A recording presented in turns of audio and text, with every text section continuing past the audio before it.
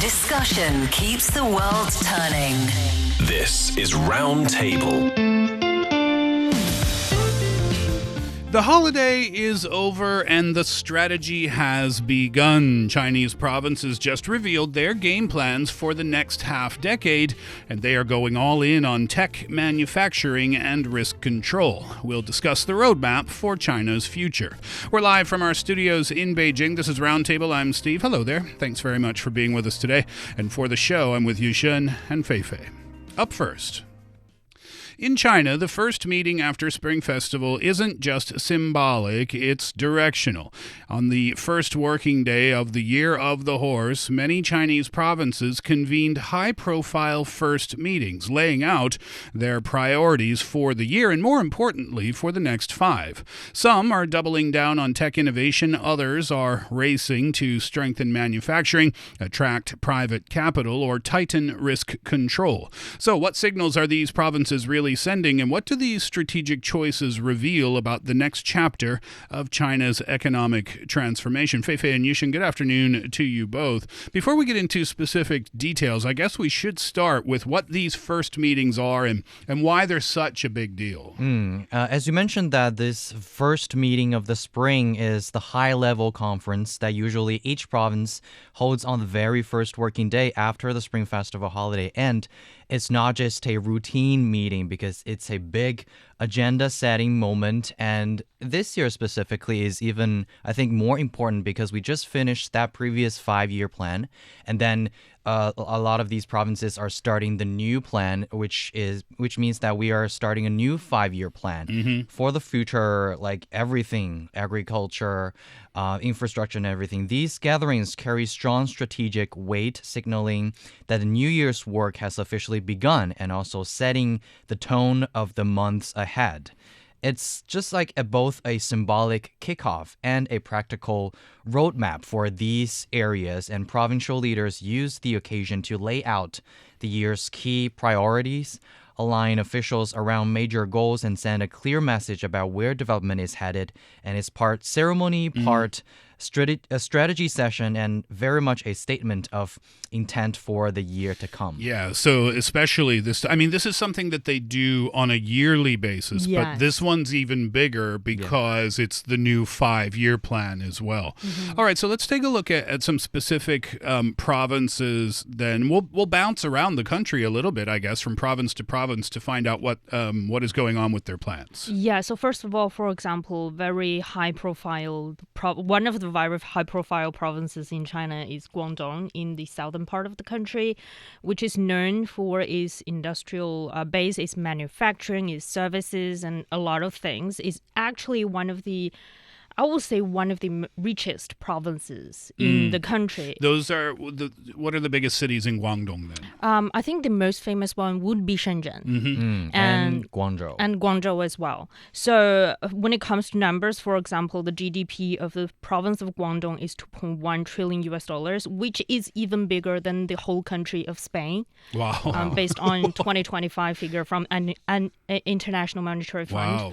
So it's a very rich and big province economic-wise. But when it comes to their plan for this particular year and also over the next 5 years, Guangdong has its own challenges. For example, it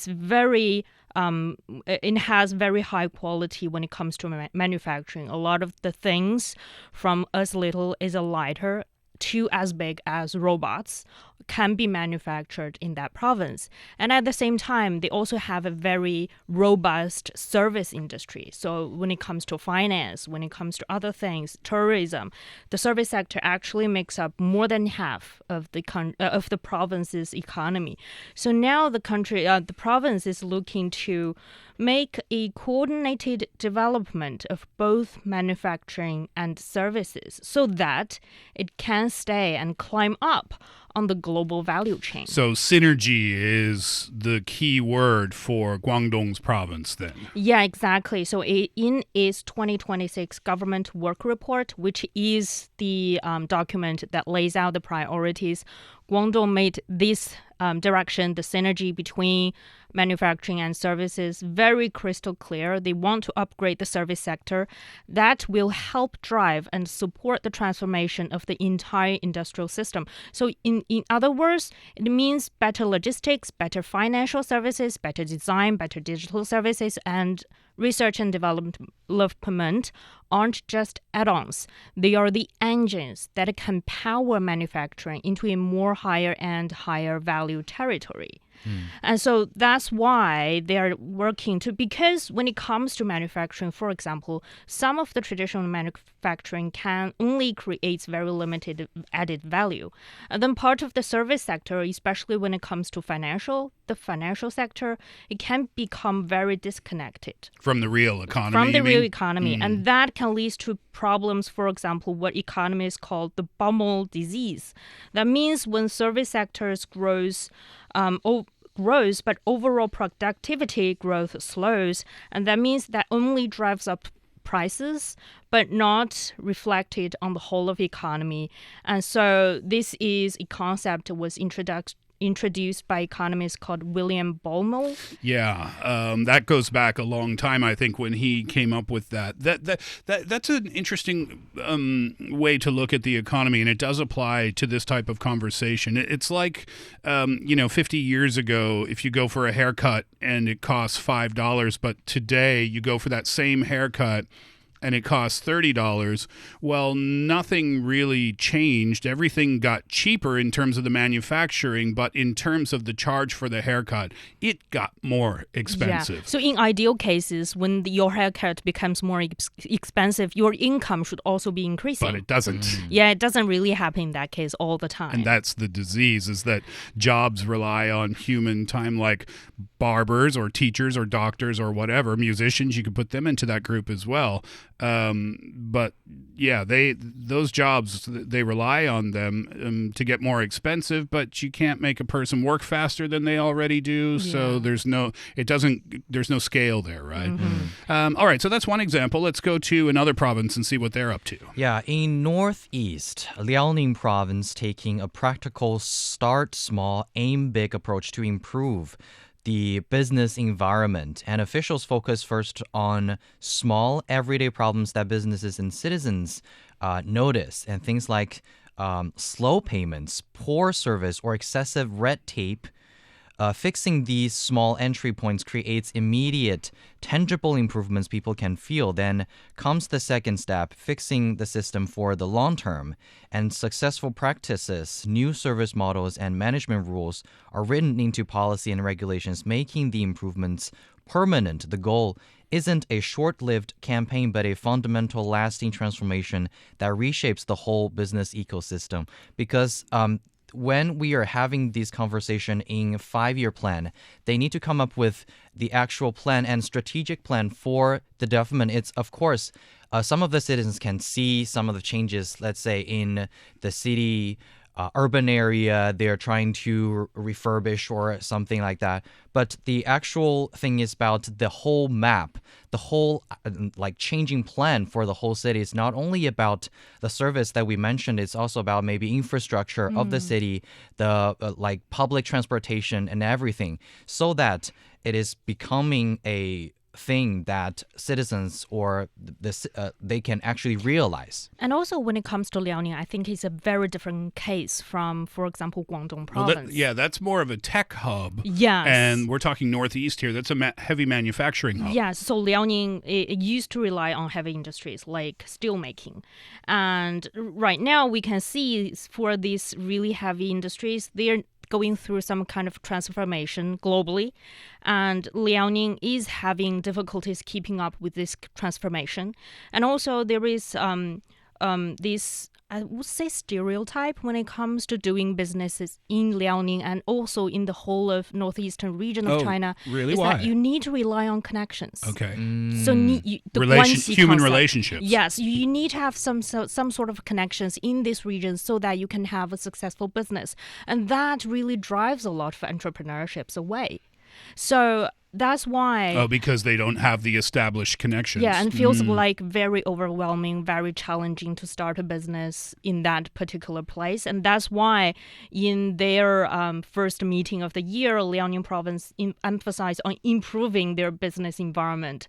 They're trying to make that things easier, more transparent, so that entrepreneurs don't feel intimidated when it comes to doing businesses in Liaoning.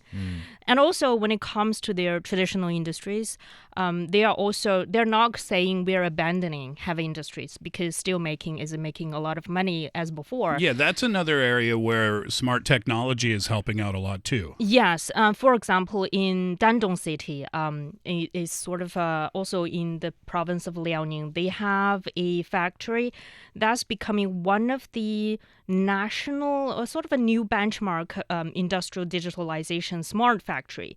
So this factory uses AI, uses 5G, big data, and other digital twin technology across their whole production chain to make operations safer, greener, and more efficient. As a result, the factory has cut energy use by 44% and reduced carbon emissions by 23%. And also, they are able to recycle nearly all the waste and water they use. So this is one of the examples that they still have like iron factories, like steel manufacturing industries in the province. They're just trying to make it smarter, to make it greener, so that it can keep up with the transformations that we need. A lot of the money invested in research and development in Guangdong province would be used for tech and advancements. What can we make next? What can we build next in terms of being cool and successful? But in the northeastern part of the country, heavy industry, a lot of the research and development money would be going into, okay, you can still do what you're doing. You got to do it a lot cleaner, though, than you were doing it before. Yeah, because we're still going to need this steel anyway in Guangdong province, for example. And I think that is interesting when we can just see some of these characteristics of these different provinces and areas. And one thing that I realized that is no matter it's about these 5-year plan or local people or cuisine, the one thing is that you can see the characteristic through their food or service, and you can just totally see, even though, because we are living in Beijing, but we can have different food cuisine from different areas, right? And I just realized that whenever I go to a Guangdong cuisine restaurant, they always offer very good service. It feels, of course, sometimes they charge more, but they dress really good. But and then they offer you like tea before the meal, and then that's kind of their Guangdong style. And when you step into a northeastern cuisine restaurant, they offer you that kind of passionate big plate of food, right? So, of course, I'm not saying about the food, but it's, I think, reflecting in some of these plans also in their regions, because they are making plans according to their own situation. And that is what, when these these provinces are working on, and it's not a one-size-fits-all plan to all of the Sure, areas. yeah. I mean, we've talked a lot on the show about how China's getting smaller in the sense where, companies in the south can do business with companies in the north, and logistics are getting a lot more efficient and faster. But I just had a thought. It must be a little tricky sometimes if a company from the northeastern part is trying to do business with a company in the southern part, for example, because perhaps of the different business cultures that exist there. Exactly. When it comes to, for example, the example Yushun gives out, I remembered the services. A lot of the southern provinces, for example, in Guangdong, in Zhejiang as well, they're also very known for their entrepreneurship. They can be very fast in responding to your demands, and they can be very flexible as long as we can cooperate and have some sort of things get done. We can be very flexible. We can be very fast responding to your demands. But when it comes to where I'm from, northeastern part of China, this kind of flexibility and, answering to your demands can be a bit slow. So it's also part of the culture thing. As well, it's not saying that people from Liaoning don't like to do businesses with people from, other parts of the country. It's just the way it's done is a little bit different. Yeah, you need to sometimes in a way, when you communicate with, for example, a business person from Guangdong province, you need to be very direct when it comes to your demands, to your costs, to your concerns. But when you are communicating with a person from Liaoning, you can't be that direct when it comes to how much money I have and how much money you can give me. You need to have some of the conversation beforehand to build that bonding. And then you can go to the details. Sometimes I feel like China is one place, and then sometimes I feel like China is so many different places within one place. Exactly. Let's go to Hubei province next. This is a really important part of the country because of its geographic location. This is the second year in a row that Hubei's first meeting has focused on building itself into, quote, an important strategic pivot for the rise of central China. It really is kind of a crossroads for a lot of different places. Yeah. Hubei is known as the crossroads of 9 provinces because it sits at the heart of a lot of transport network. So from its capital city, Wuhan, you can basically reach to 90% of the country's population. So Hubei is, so when it comes to transport, is kind of the hub for air cargo, for shipping on river. That would be the Yangtze River. Yangtze River, and also when it comes to rail freight center as well.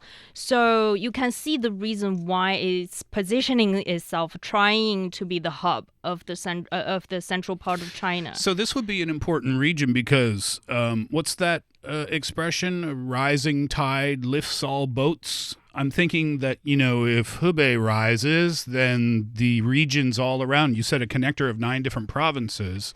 If Hubei rises, then all of those other provinces would rise as well. Yeah, they can take part in, for example, not only the transport, but also some of the industries, the innovation that comes out of Hubei from Wuhan, for instance, and that can benefit the whole of central China. It's also part of the national plan as well, that trying to position Hubei as the spearhead when we are talking about lifting all of central China above.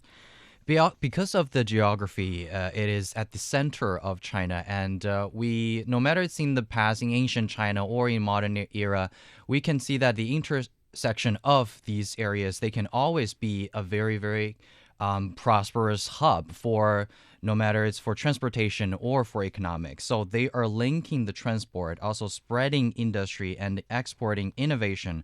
So the promise is turning its geographic advantage into a driving force for the rise of the whole area. Why are the priorities, and I'm learning a lot here today, I hope our audience is as well. We learned a little bit about the cultural differences from province to province when doing business, but why are the priorities so different from region to region? Well, first of all, is that, as we talked about before, is that each province has its own strength and shortcomings, and they need to work on that. And another thing is that when it comes to look at China as a whole, each province has a sort of a different position when it comes to what your position is in the country. For example, the Hubei we just talked about is the pivot, the hub for central China. But Guangdong would be a different story. And Liaoning would be, of course, another story. So it's like, is this a fair assessment or comparison? It's like characters in a drama? And everybody kind of has their role. Yeah, in a way. And also, but there are still some similarities, I think, that we can see from these provinces.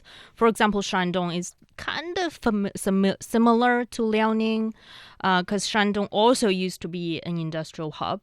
And they're also trying to leverage smart technologies like artificial intelligence to transform and upgrade their manufacturing. We are actually seeing a lot of innovation taking place in, for example, steel manufacturers in Shandong. It's one of actually pioneers in China when we're talking about creating low carbon steel and low carbon heavy industries. And another thing, for example, business creating a more friendly business environment would be another similarities that these regions share as well. We talked about Liaoning is trying to do that. And we also have other provinces like Zhejiang, where Hangzhou is based. You know, a lot of tech companies like Alibaba, like Unitree is also based in that province as well. And also when it comes to provinces like Fujian, which is also known for its private sector, they actually invited a lot of managers and entrepreneurs from the private sector to sit in their first meeting of the spring in Fujian, because over 70% of their economic growth come from these companies. And so they're trying to make things easier to have more preferential policies, for example, in taxes, in loans for these, for people who are trying to create their own businesses. So I would say, even though we are seeing different priorities in different regions, that's because of, for example, geography, because of different position, because of different economic structure that they have, they also have some similarities as well. Yeah, and speaking of similarities, of course, these provinces and regions, they are playing their own role, and based on, I think, of course, the geography and also the effort they have been putting on. Because, for example, Chongqing, right, have just reclaimed its title as top car city, and they are focusing on the quality and efficiency to ensure its industrial transformation actually pays off. And I think we just mentioned that two models of that self-driving models. Self-driving models that is actually running in Chongqing City because they have the specific environment for testing these self-driving. Part of the geography of the city, right? I remember you and I chatting about this on the show. It's quite hilly, Chongqing is, so it creates a different environment for the cars to practice. Creates a lot of obstacles for these self-driving systems, of course, and that's also what they Natural need. obstacles. Yeah, and then regions see themselves as the new engines of growth, and I actually seen some of these regions, they are developing into a way more innovative way of development, because Anhui province is also one of my hometowns because my mom is born and raised in that area. And I totally can see that in the recent years, they are developing so much more technological enhancement because they are turning technological innovation into actual economic gain. And for example, in quantum area, the city of Hefei now ranks second worldwide in quantum development, just behind San Francisco. And that's based on a 2024 report. And interestingly, it's also the sub-venue of the Spring Festival Gala. And I think that stage is also reflecting some of the technological background in this area. Yeah, when you watch the gala, if you really pay attention to all the performances happening from different parts of the country, you can see that those performances reflect who they are as a people and what's happening within that region as well. So with all the regional development or all the regional plans for development over the next year and the next 5 years, how is this going to contribute to the national development? Well, I think, first of all, we can see some of the signals because very fastly within this week, we are having our national level of these meetings, what we call the 2 sessions, where lawmakers and policy advisors will gather here in Beijing and to discuss, in particular, on national level, what China is planning to do this year and also for the next 5 years. And we can see, for example, innovation, reinforcing the real economy as the foundation of the economy will be part of the conversation based on these first meeting, these priorities laid out by provinces and cities. And there also will be more talks about accelerating industrial upgrading through innovation. And they're trying to build more modern industrial systems. These will be part of the national plan and strategies as well. Yeah, so alignment is very important. They aligning the regional goals with the national strategy. So this so that it can ensure that regional development is not fragmented but coordinated within the broader national strategy, especially at the beginning of the new 5-year period. So I'm still stuck on this drama analogy. So the country is the director. And the provinces are the actors. Yeah. And the country gives the actors their lines and their roles, and they perform them to the best of their ability for the overall improvement of the drama itself. Yeah, as the actors, they of course can pitch their ideas of the role they want to play. I don't and like how my they- lines. I want different lines. and how they plan to play their role, but it's up to the director, the country, to decide. Well, it's all about high quality development, no matter we're talking about the northeastern part of the country or down in the far south. The goal is clear. Over the next year and the next 5 years, development and improvement as the whole country grows together is on everybody's wish list.